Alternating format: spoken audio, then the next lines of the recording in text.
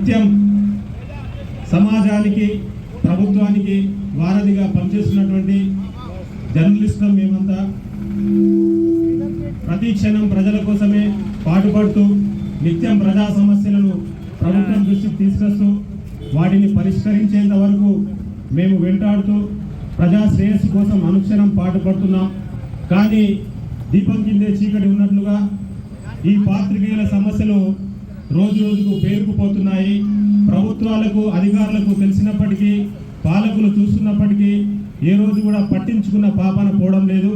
ఎన్నిసార్లు వినతి పత్రాలు ఇచ్చినా ఎన్నిసార్లు అప్లికేషన్లు పెట్టినా మాకు ఇప్పటి వరకు ఇళ్ల స్థలాలు ఇవ్వడం లేదు. జిల్లా కేంద్రంలో ఏళ్లుగా ఉంటున్నప్పటికీ ఇప్పటికీ మాలో చాలా మందికి కనీసం ఇంటి స్థలం లేకపోవడం ఒక దౌర్భాగ్యం, ఒక శోచనీయమైన విషయం.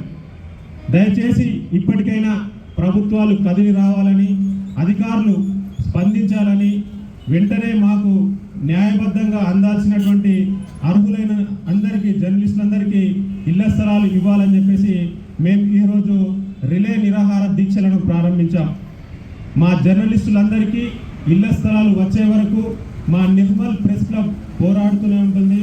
సంఘాలకు అతీతంగా మేమంతా మా న్యాయబద్ధమైనటువంటి ఇళ్ల స్థలాలను సాధించే వరకు ఈ దీక్షలను నిరసనలను కొనసాగిస్తామని చెప్తున్నాను.